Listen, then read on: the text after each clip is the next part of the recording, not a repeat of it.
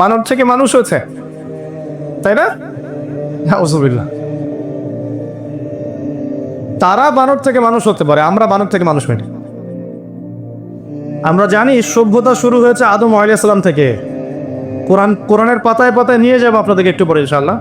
কোরআনের পাতায় পাতায় দেখবেন সভ্যতা শুরু হয়েছে নবীদের দ্বারা, আর আমাদেরকে শেখানো হয় এখন সভ্যতা শুরু হয়েছে পশ্চিমাদের দ্বারা। পশ্চিমারা সভ্যতা শুরু করেনি, সভ্যতা শুরু করেছে নবীগণ। প্রত্যেক যুগে যুগে নবী পাঠিয়েছেন আল্লাহ পাক, আসমানি কিতাব পাঠিয়েছেন, হেদায়েত দিয়েছেন মানুষকে, পথ ভোলা মানুষকে জান্নাতের দিকে আল্লাহ ডেকেছেন। যারা স্বীকার করেছে নাজাত পেয়েছে, যারা আনুগত্য করেনি জাহান্নামে চলে গেছে। এই হলো পৃথিবীর সুন্নত। তো যে বিষয়টা বলছিলাম, যে এই যে বানর থেকে মানুষ হওয়ার বিষয়টা আসে, কোরআনে কিন্তু উল্টা একটা কথা আছে, যে এক শ্রেণীর মানুষকে আল্লাহ পাক বলেছিলেন শনিবারে মাছ ধরবে না। তারা মাছ ধরেনি, মাছ ধরার ফাঁদ তৈরি করেছিল। আল্লাহ পাক এদেরকে অভিশপ্ত করেছেন, বানর বানিয়ে দিয়েছেন। তাহলে কোরআনে উল্টা কথা বলা হচ্ছে। তো এই বানরের কথা বলতে গিয়ে একটা কথা মনে পড়লো, এই বানর আর কুকুর, এই দুইটা প্রাণী, এরা জানে না যে প্রাইভেট লাইফ কি আর পাবলিক লাইফ কি জিনিস। আমার কথা শোনে, বানর এবং কুকুর এই দুইটা প্রাণী বোঝে না যে প্রাইভেট লাইফ কি জিনিস, ব্যক্তিগত জীবন কি আর পাবলিক লাইফ কি জিনিস। এখন যারা আমরা প্রাইভেট লাইফ আর পাবলিক লাইফে পার্থক্য করার জ্ঞান হারিয়েছি, আমরা আসলে বানর আর কুকুরের স্বভাব গ্রহণ করেছি। আল্লাহ পাক আমাদেরকে বোঝার তৌফিক দান করে দেন। শিকড় থেকে আসেন, প্রথমে জ্ঞান শেখেন, উলামায়ে কেরামের সোহবতে যান, কোরআন পড়েন, হাদিস পড়েন, ইসলামের অন্যান্য সাবজেক্টগুলো পড়েন। যেগুলো বুঝবেন না, উলামায়ে কেরামের কাছে গিয়ে পরামর্শ নেন।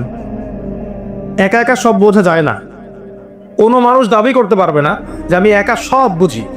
হ্যাঁ, কিছু মানুষ দাবি করে, যারা সরাসরি কোরআন সুন্নাহ সব বুঝতে চায় তারা দাবি করে।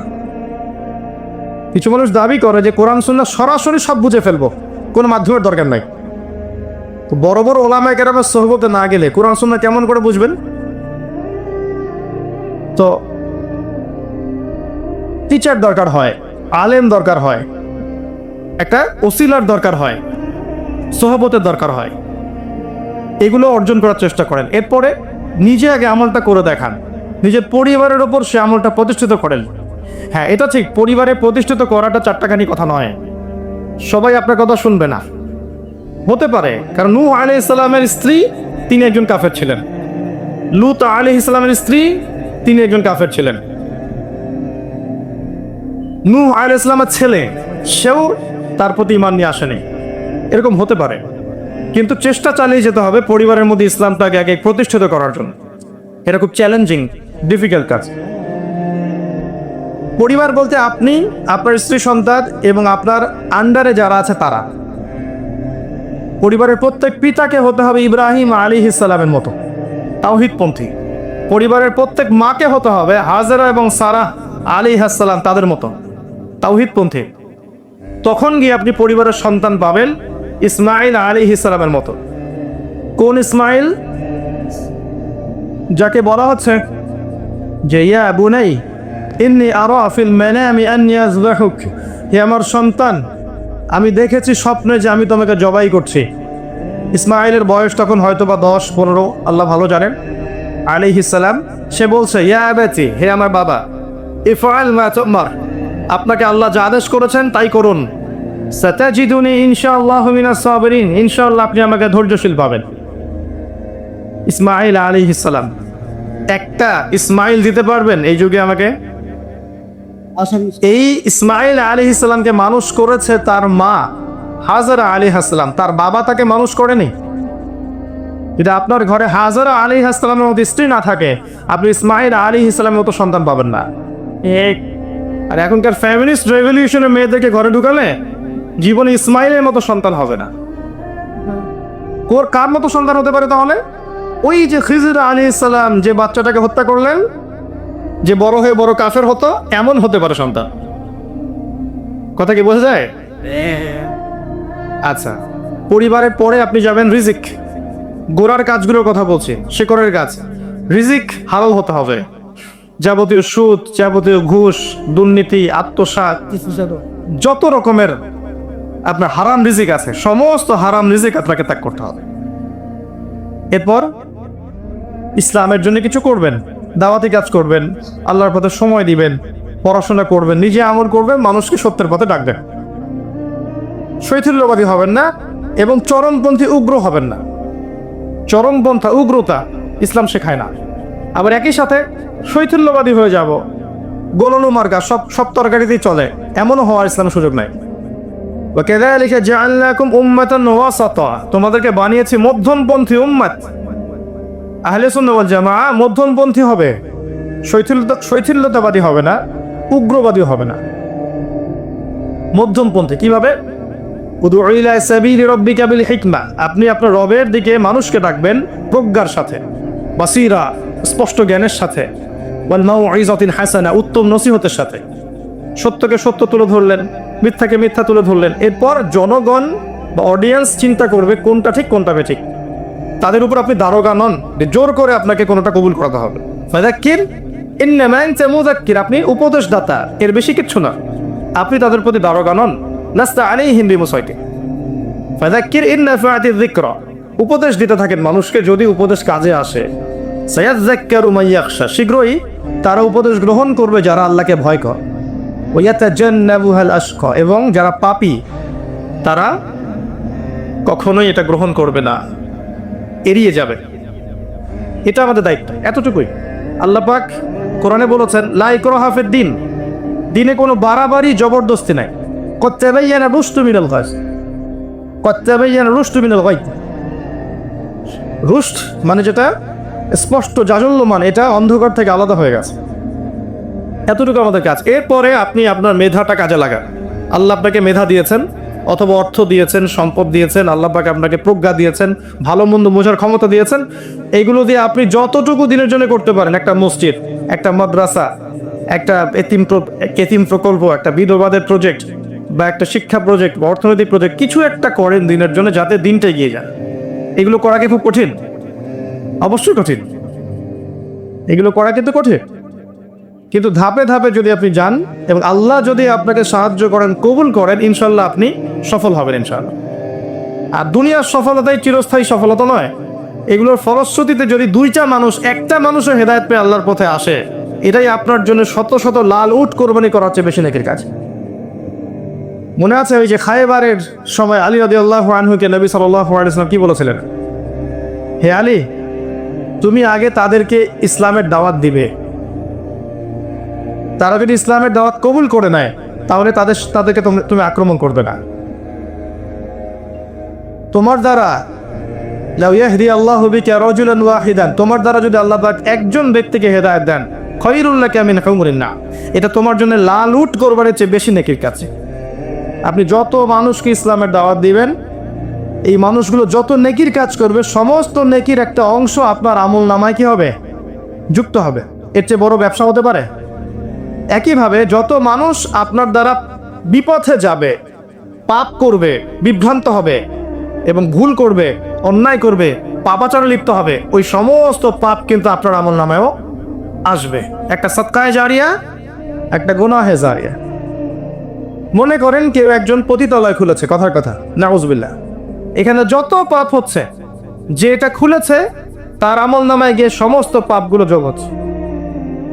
মনে করেন কেউ একজন মসজিদ নির্মাণ করেছে, যত মানুষ এখানে সিজদা দিচ্ছে প্রতিদিন, সমস্ত মানুষের নেকির একটা অংশ তার আমল নামায় যুক্ত হচ্ছে। আমাদেরকে স্মার্ট হতে হবে। তাই আমি বলছি শুরু থেকে কথা, যে আবেগ দিয়ে নয়, শিকড় থেকে কাজ করেন, গোড়ার থেকে ইসলামের কাজ করে এগিয়ে যান।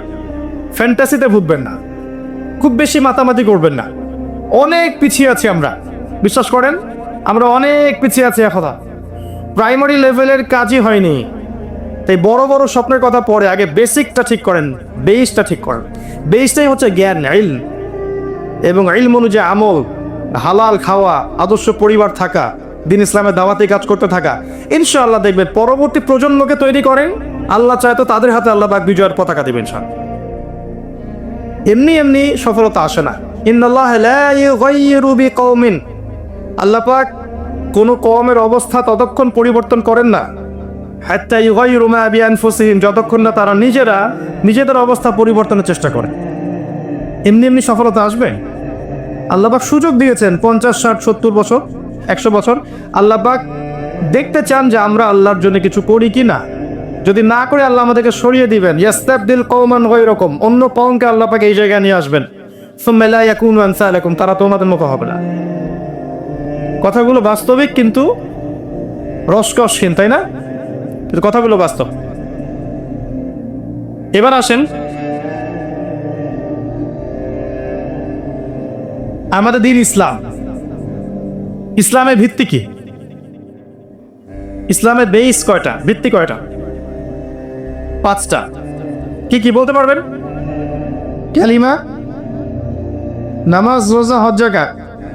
সম্পূর্ণ ভুল উত্তর। কালিমা, নামাজ, তারপরে যাকাত, তারপরে সওম, তারপরে হজ। এই যে যাকাতটাকে নিয়ে গেছেন পিছনে, এই জন্য নামাজ পড়া ব্যক্তিরা এখন যাকাত দেয় না। অথচ যাকাত হচ্ছে সালাতের পরে এর স্থান, সালাতের পরে যাকাতের স্থান। কেউ যদি যাকাত না দেয় এবং যাকাত দেওয়ার প্রয়োজনীয়তা অনুভব না করে এবং মনে করে যাকাত না দিলেও চলে, তার ইসলাম টিকবে না। কালিমা, সালাত, যাকাত, সওম এবং হজ, এই 5টা হচ্ছে ইসলামের ভিত্তি, স্তম্ভ। এগুলো হলো স্তম্ভ।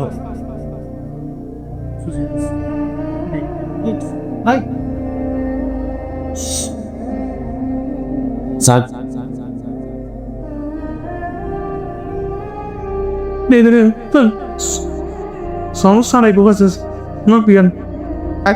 আসতে এটা শুধু চাল কেন ছিল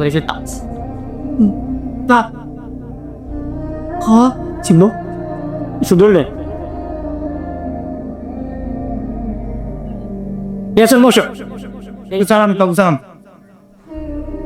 শান্ত হন, শান্ত হন, শান্ত।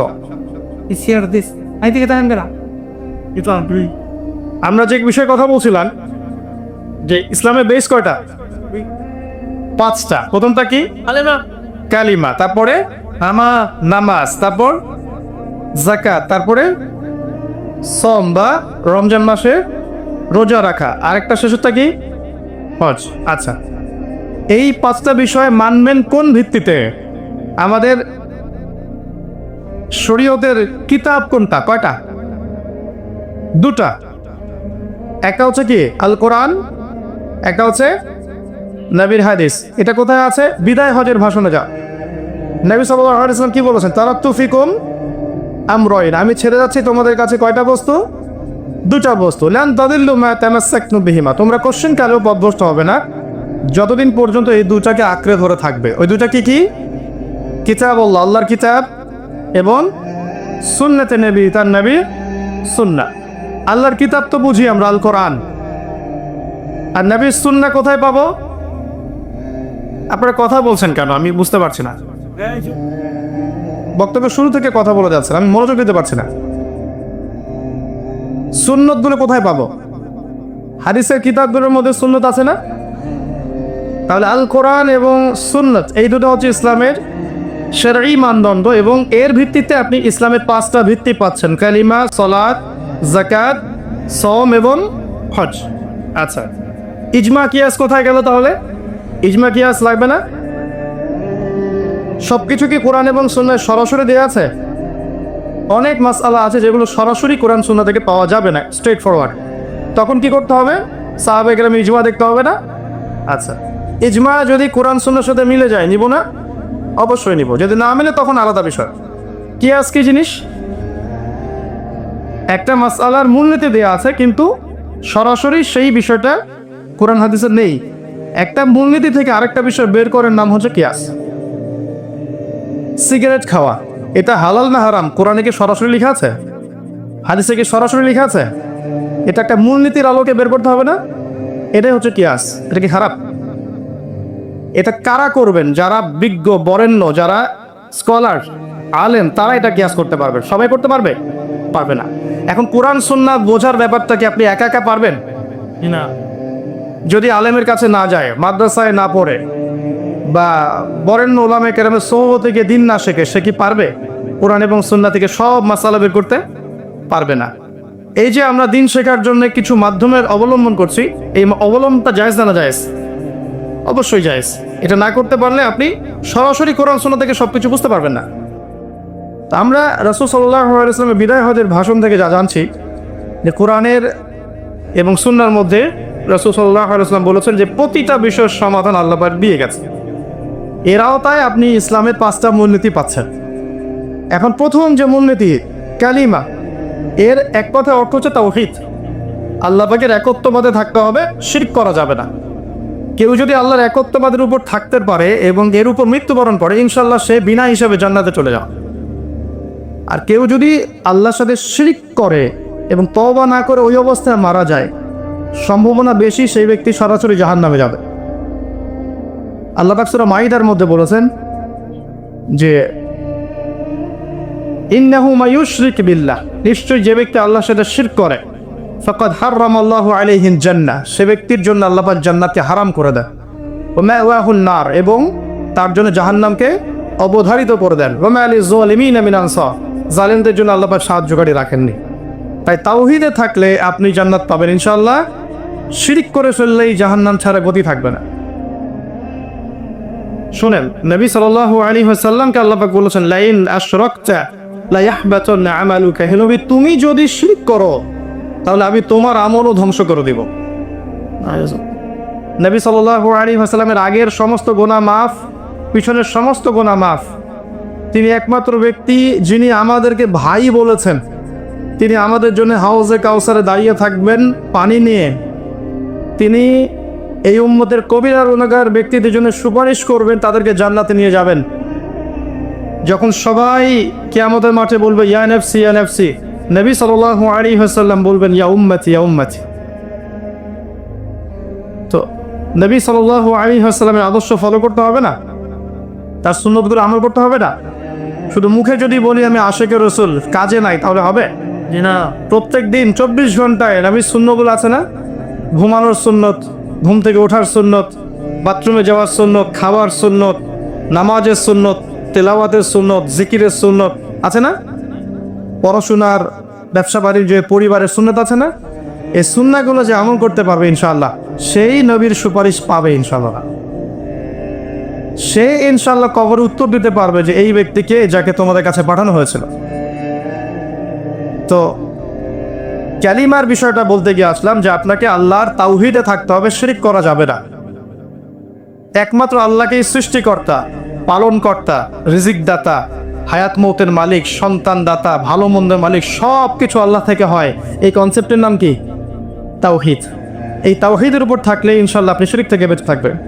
কেউ যদি মনে করে না আল্লাহ ছাড়া আরো ইলাহা আছে, আল্লাহ ছাড়া কেউ সেজদা পাওয়ার যোগ্য, বা আল্লাহ ছাড়া কারো জন্য নজর করা যায়, কারো জন্য মানব করা যায়, আল্লাহ ছাড়া কেউ সন্তান দিতে পারে, আল্লাহ ছাড়া কারো কাছে দোয়া করা যাবে, তাহলে এই সমস্ত আকীদাগুলো হচ্ছে শিরকি আকীদা। কেউ এরকম আকীদা নিয়ে থাকলে এই অবস্থায় মারা গেলে জাহান্নামে যাওয়ার সম্ভাবনা বেশি। আল্লাহ ভালো জানেন, কোরআন হাদিস তাই বলছে। এর পরের পিলারটা কি? সালাত। আমরা দাবি করি যে আমরা সবাই মুসলিম, কিন্তু বাস্তবতা হচ্ছে যে আমাদের মধ্যে ম্যাক্সিমাম মানুষই 5 ওয়াক্ত নামাজ পড়ে না। এটা ইসলামের একটা বেসিক জিনিস। ইসলামে বড় বড় বিষয় অনেক পরে, আগে মূল একটা বেসিক জিনিস হচ্ছে 5 ওয়াক্ত নামাজ। আর আমরা যারা নামাজ পড়ছি তারাও নামাজে কি পড়ছি এটা বুঝি না, তাই না? সূরা ফাতিহার অর্থ, আরেকটা সূরার অর্থ, রুকুর তাসবিহ, সেজদার তাসবিহ, তাশাহুদ, দরুদ, দোয়া, মাসুর, এর অর্থ বুঝি? অর্থ বুঝি না বলেই দেখবেন নামাজ করছি আর মনোযোগ অন্যদিকে। নামাজ 2 রাকাত নামাজে 200টা চিন্তা আমার মাথায় চলে আসছে। করণীয় হচ্ছে আপনাকে নামাজে যা পড়ছেন এর অর্থটা বুঝতে হবে। যদি আপনি অর্থের দিকে মনোযোগ দিতে পারেন, ইনশাল্লাহ আপনার নামাজে মনোযোগ অন্যদিকে যাবে না, এবং আপনি রিল্যাক্সে, সুকুনের সাথে, প্রশান্তির সাথে নামাজ পড়তে পারবেন ইনশাআল্লাহ।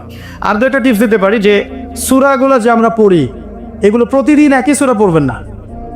এক এক নামাজে এক এক সূরা দিয়ে পড়ার চেষ্টা করেন, আপনার মাথাটা ব্যস্ত থাকবে, মনোযোগ বাড়বে ইনশাআল্লাহ। আর নামাজে তাড়াহুড়া করবেন না, ধীর স্থিরভাবে নামাজ পড়বেন। সব কাজ পরে, আগে নামাজটা শেষ হবে, তারপর অন্য কাজে যাবেন আপনি। সবচেয়ে গুরুত্ব দিবেন ফজরের নামাজকে, এশার নামাজকে, আসরের নামাজকে। প্রত্যেকটা নামাজই গুরুত্বপূর্ণ, কিন্তু ফজর, এশার জামাতটা বেশি গুরুত্বপূর্ণ। কারণ নবীজি বলেছেন দুটা নামাজ আছে যে নামাজের জামাতে শরীক হওয়া মুনাফিকদের জন্য খুব কঠিন। একটা হচ্ছে ফজর, একটা কি এশা। এই 5 ওয়াক্ত সালাত পড়তে হবে ডিজিটাল 3G 4G স্টাইলে নয়। ডিজিটাল নামাজ জানেন, বুঝেন তো, মানে 2 রাকাত নামাজ 2 মিনিটে শেষ। এত দ্রুত নয়, ধীর স্থিরভাবে রুকু করেন, স্থিরভাবে উঠে দাঁড়ান, স্থিরভাবে কি পড়ছেন বোঝেন, সেজদায় যান, সময় দেন, সেজদায় বেশি বেশি আল্লাহর কাছে দোয়া করেন। সেজদায় যে যত বেশি আল্লাহর কাছে দোয়া করবে, নবীজি বলেছেন সেজদায় মানুষ আল্লাহর সবচেয়ে কাছে থাকে, এত কাছে কখনো মানুষ থাকতে পারবে না। তাই তোমরা বেশি থেকে বেশি সেজদায় দোয়া করতে থাকো। আর আমরা শুধু সুবহান রাব্বিয়াল আ'লা 3 বার পড়েই বাস, তাই না? দোয়া করতে হবে, সেজদায় বেশি বেশি দোয়া করা শেখেন, আল্লাহ আপনার দোয়া কবুল করবে ইনশাআল্লাহ তাআলা। বেশি বেশি দোয়া করেন, নিজের জন্য করেন, পরিবারের জন্য করেন, সমাজের জন্য করেন, উম্মার জন্য করেন, দেশের জন্য করেন, সবার জন্য দোয়া করেন। কারো প্রতি হিংসা, বিদ্বেষ, গীবত, তহমত, সমালোচনার সংস্কৃতি রাখবেন না। মনটাকে নরম করেন, তাসকিয়া, নূর নিয়ে আসেন। আল্লাহ পাক তৌফিক দান করুন। আমি বেশি বেশি দোয়া করে সেজদায় বেশি বেশি দোয়া করেন। আরও কিন্তু দোয়া কবুলের স্থান আছে। শেষ রাত্রে দোয়া করলে দোয়া কবুল হবে, তাহাজ্জুদের সময় দোয়া করলে দোয়া কবুল হবে, বৃষ্টি পড়ছে মনে করেন এই সময় দোয়া করলে দোয়া কবুল হবে। একটা ভালো কাজ করেছেন, মনে করেন কাউকে একবেলা খাওয়ালেন, অথবা কেউ আপনার কাছে সাহায্য চেয়েছে, আপনি কিছু সাহায্য দিলেন, এরপরে আল্লাহর কাছে হাত তুলে বলেন, আল্লাহ আমি এই কাজটা করেছি তোমার সন্তুষ্টির জন্য, এই কাজটার ওসিলায় তুমি আমাকে এটা দান করো, দেখবেন আপনি পাবেন ইনশাআল্লাহ। ভালো কাজের ওসিলায় দোয়া করে, আজান এবং একামতের মাঝখানে দোয়া করেন, নামাজের সেজদায় দোয়া করেন, শেষ বৈঠকে দোয়া করেন। এই যে আত্তাহিয়াতু দরুদ এবং দোয়া মাসুরা পড়ার পরে দোয়া করেন, নামাজে সালাম ফেরানোর পর দোয়া করেন। এই সময়গুলোতে দোয়া করলে দোয়া কবুল হয়। সময় খুঁজে খুঁজে বের করেন কখন দোয়া করলে দোয়া কবুল হবে। কারণ আমাদের সব চাওয়াকে পূরণ করবে, আর কেউ পূরণ করতে পারবে? কারো ক্ষমতা আছে? আল্লাহর কাছে চাইতে শিখুন, আল্লাহ পাক তৌফিক দান করুন। নামাজটাকে ধীর স্থিরভাবে পড়েন, সময় নেন না, নামাজে সময় নেন।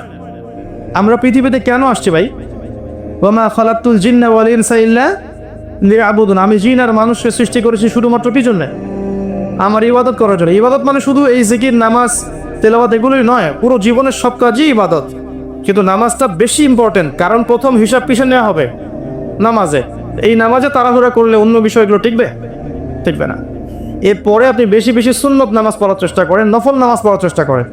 যদি পারেন, আল্লাহ যদি তৌফিক দেয়, আল্লাহ আমাকে তৌফিক দেখ, আপনাকে তৌফিক দেখ, তাহাজ্জুদের সময় অন্তত 2 রাকাত নামাজ পড়ার চেষ্টা করেন। এই সময় আপনি যা চাবেন আল্লাহর কাছে আল্লাহ পাক তাই দিবেন ইনশাআল্লাহ। আল্লাহর নবী বলেছেন সাল্লাল্লাহু আলাইহি ওয়াসাল্লাম, আল্লাহ পাক রাতের শেষ অংশে প্রথম আকাশের কাছাকাছি আসেন, নিকটবর্তী হন। কিভাবে আসেন সেটা আল্লাহ ভালো জানেন, আমরা জানি না। এবং আহ্বান করতে থাকেন, কে আছো আমার কাছে কিছু চাইবে আমি তোমাকে দিব, কে আছো আমার কাছে ক্ষমা চাইবে আমি ক্ষমা করে দেব, কে আছো আমাকে ডাকবে আমি তোমার ডাকে সাড়া দিব। এভাবে ফজর পর্যন্ত আল্লাহ বলতে থাকেন। আর আমরা কি করি ওই সময়? অনলাইনে টেপাটেপি করতে থাকি, তাই না ভাই? অনলাইনে সময় দিতে থাকি। আল্লাহ পাক আমাদেরকে বোঝার তৌফিক দান করুন। এই সময়গুলো খুঁজে খুঁজে বের করে আল্লাহকে ডাকার তৌফিক দান করুন। সালাতের পরে আসে যাকাত। ইকোনমিক্স, ইসলামের অর্থনীতির বেস হচ্ছে যাকাত। নিসাব পরিমাণ সম্পদ হলে আপনাকে যাকাত দিতে হবে। এটা কোনো নফল কিছু না, আপনাকে দিতেই হবে, এটা আপনার জন্য ফরজ। যদি নিসাব পরিমাণ সম্পত্তি হয় যাকাত দিতে হবে। এটা কি করে? এটা আপনাকে সমাজের সাম্য নিয়ে আসবে। আপনার সম্পদের মধ্যে গরিবের হক আছে, এই হকটা আপনাকে দিতে হবে। যদি হকটা না দেয় তাহলে ওর হক নষ্ট করার দায় আল্লাহ পাক আমাকে ধরবে। ঠিক আছে? যখন আপনি দান সদকা করবেন, যাকাত দিবেন, তখন টাকা ঘুরতে থাকবে সবখানে। আজকে যে গরিব কাল ধনী হবে, যে আজকে দরিদ্র সে কাল ধনী হতে পারবে, তার অবস্থার উন্নতি হবে, সে দুবেলা খেতে পারবে। আর যদি এটাকে বন্ধ করে দেন তাহলে ওর হকটা নষ্ট হয়ে যাবে। এমন অনেক মানুষ আছেন যাদের একজনের যাকাতের টাকা দিয়ে শত শত মানুষের উন্নতি করা সম্ভব না। যাকাতটা নফল কিছু নয়, অবশ্যই ফরজ, এটা দেওয়ার চেষ্টা করতে হবে। আল্লাহ পাক আমাদেরকে যাকাত প্রদান করার তৌফিক এনায়েত করুন, আমিন। এরপরে আছে কি? সওম। রমজান মাসে সওম, রমজান মাসে সওম রাখতে হবে। আমরা অনেকেই এখন সওম রাখি না। আমরা জানি যে সওমটা ফরজ, কিন্তু অনেকেই সওম রাখি না।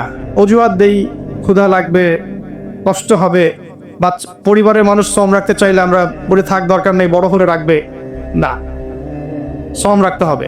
এটা সায়েন্টিফিক বৈজ্ঞানিক উপকারিতাও আছে। রোজা রাখলে আপনি ফিজিক্যালি ভালো থাকবে। মাঝে মাঝে যখন রোজা রাখবেন, সোমবারে বৃহস্পতিবারে মাসে 3 দিন, আপনি শারীরিকভাবে ভালো থাকবেন, ফিজিক্যালি ফিট থাকবে। আর আপনি গরিবের ক্ষুধার কষ্ট অনুভব করতে পারবেন। যখন আপনি ক্ষুধার্ত থাকবেন, খাবার পানিও ছেড়ে দিবেন, আল্লাহর হারামগুলো ছেড়ে দিবেন, তখন হৃদয়ের মধ্যে নূর আসবে, তাসকিয়া আসবে ইনশাআল্লাহ। নূরের কথা বলেছি অনেক দিন, যে বেশি বেশি কোরআন তেলাওয়াত করলে কলবে নূর আসে, বেশি বেশি নামাজ পড়বেন, নফল নামাজ পড়বেন, কলবে নূর আসবে। বেশি থেকে বেশি আল্লাহর জিকির করেন, আল্লাহর কাছে দোয়া করেন, কলবে নূর আসবে ইনশাআল্লাহ, আত্মশুদ্ধি অর্জন হবে। যখন নূর আসবে তখন আপনি হিংসা, বিদ্বেষ, গীবত এগুলো ত্যাগ করতে পারবেন, তার আগে পাবেন না। মনটা নরম হবে এবং বেশি বেশি মওতের চিন্তা করলে, কবরের চিন্তা করলে, পরকালের চিন্তা করলে কলবে নূর আসে। এই কাজগুলো খুব ইম্পর্টেন্ট। রোজা যে বেশি বেশি রাখবে তার হৃদয়ের মধ্যে নূর আসবে ইনশাআল্লাহ। আল্লাহ পাক আমাদেরকে রমাদানের সং আগামী রমাদান পর্যন্ত আল্লাহ আমাদেরকে বাঁচিয়ে রাখুন এবং রমাদানের সংগুলো ঠিকঠাক মতো আদায় করার তৌফিক এনায়েত করে নেন। এছাড়াও রমজান মাসে কোরআন নাজিল হচ্ছে, ওই কোরআনের হকটা আদায় করতে হবে। হকটা কি? 1 নাম্বার কোরআন তেলাওয়াত শেখা, কোরআনের অনুবাদ শেখা, কোরআনের ভাষাটা শেখা, কোরআনের তাফসিরগুলো পড়া, এর আদেশ নিষেধগুলো মেনে চলা, কোরআনের শিক্ষা মানুষকে শেখানো, এগুলোর হক। ওই রমজানে আছে তাহাজ্জুদ, আছে না? তারাবি, তাহাজ্জুদ, ইফতার করানো, এগুলো সংস্কৃতি আছে। এগুলোকে এনজয় করবেন, ভালোবেসে এগুলো করবেন, বিরক্ত হয়ে করবেন না, ভালোবেসে করবেন, দেখবেন ভালো লাগছে। এবং রমজান মাস চলে গেলে আপনার কষ্ট লাগবে। সবাই ঈদে আনন্দ করবে, আনন্দ সবাই করবে, কিন্তু যারা মুত্তাকি, আল্লাহর প্রিয় বান্দা, দেখবেন রমাদান চলে গেলে চোখ দিয়ে পানি পড়তে থাকে। এত সুন্দর একটা মাস ছিল, গুনাহ মাফের একটা মাস ছিল, চলে গেল। রমাদানের সওম রাখেন। আর সর্বশেষটা কি? হজ। সামর্থ্য হলে আপনি হজ করবেন। আল হজ টাইটেলের জন্য হজ করবেন না, হজ করবেন আল্লাহকে সন্তুষ্ট করার জন্য। হজ করলে মানুষ হাজি বলবে, মানুষ আমাকে অনেক সম্মান দিবে, পদমর্যাদা দেবে, এই জন্য হজ করবেন। হজ হবে ইব্রাহিমী চেতনায়। ওখানে গিয়ে যখন আপনি তাওয়াফ করবেন, তখন ইব্রাহিম আলাইহিস সালামের কথা মনে করতে হবে। তিনি আর তার ছেলে মিলে কাবা ঘর তৈরি করেছিলেন। যখন সাফা মারওয়া সাই করবেন, তখন ওই হাজরা আলাইহিস সালামের সেই ত্যাগ, সেই হৃদয় বিদারক ঘটনা মনে করতে হবে, যে কীভাবে বাচ্চাকে পানি পান করানোর জন্য তিনি ছুটে গেছে, একবারই পাহাড় একবারই পাহাড়। ফিল করতে হয়। আরাফার মাঠে যখন যাব, কিয়ামতের মাঠটাকে চিন্তা করতে হবে। যখন আপনি রাসূল সাল্লাল্লাহু আলাইহি ওয়াসাল্লামের রওজায় যাবেন জিয়ারত করতে, এটা হজের অংশ নয়, পরে হয়তো যাবেন, তখন আপনি নবীর সামনে দাঁড়িয়ে যখন সালাম দিবেন, চিন্তা করবেন যে আপনি নবীর দ্বীনের জন্য কি করলেন আজ পর্যন্ত। ভিতর থেকে ইবাদতকে ফিল করতে হয়। সালাত, সিয়াম, হজ জায়গাকে ভিতর থেকে অনুভব করতে হয়, তখন দেখবেন ইবাদতে আপনি স্বাদ পাচ্ছেন। এই 5টা মূলনীতি ইসলামের, এই মূলনীতিগুলো আমরা মেনে চলবো, আমাদের পরিবারকে মানাবো ইনশাল্লাহ। আমরা সাধ্যমতো আমাদের সেক্টর ইসলামের এই মূলনীতিগুলোকে, দাওয়াতগুলো প্রচার করব, মানুষকে আল্লাহর পথে ডাকবো, মধ্যম পন্থায়, শৈথিলতাবাদী না হয় এবং চরমপন্থী না হয়, এবং মানুষের ভালো কামনা করেন। কারো প্রতি হিংসা, বিদ্বেষ, রিয়া, অহংকার, এই বিষয়গুলো রেখে মানুষকে আল্লাহর পথে ডাকা যায় না। সবার জন্যে কল্যাণকামী হয়ে, মনটাকে বড় করে মানুষকে আল্লাহর দ্বীনের দিকে ডাকলে পরে দেখবেন দ্বীন ইসলাম ইনশাল্লাহ জিন্দা ছিল, জিন্দা আছে, জিন্দা থাকবে ইনশাল্লাহ। আমি আজকে সফরজনিত কারণে অনেক ক্লান্ত, এই জন্য আমি লম্বা আলোচনা করতে পারলাম না। আজকে আমি শুধু ইসলামের বেসিক বিষয়গুলোর কথা বলেছি। ইনশাআল্লাহ তাআলা আগামী কখনো যদি আল্লাহ সুযোগ দেন, আমি লম্বা একটা আলোচনা করার চেষ্টা করবো ইনশাআল্লাহ। আজকে আমাকে ক্ষমা করবেন, আমি শারীরিকভাবে একটু দুর্বল এবং সফরজনিত কারণে আমি অনেক ক্লান্ত হয়ে। আল্লাহ পাক আপনাদের খুদ থেকে নেক হায়াত এবং হালাল রিজিককে প্রশস্ত করুন, আমিন। বসেন বসেন। সুবহানাকা আল্লাহুম্মা বিহামদিকা আশহাদু আল্লা ইলাহা ইল্লা আনতা আস্তাগফিরুকা ওয়া আতুবু ইলাইক। আসসালামু আলাইকুম ওয়া রাহমাতুল্লাহি ওয়া বারাকাতুহু।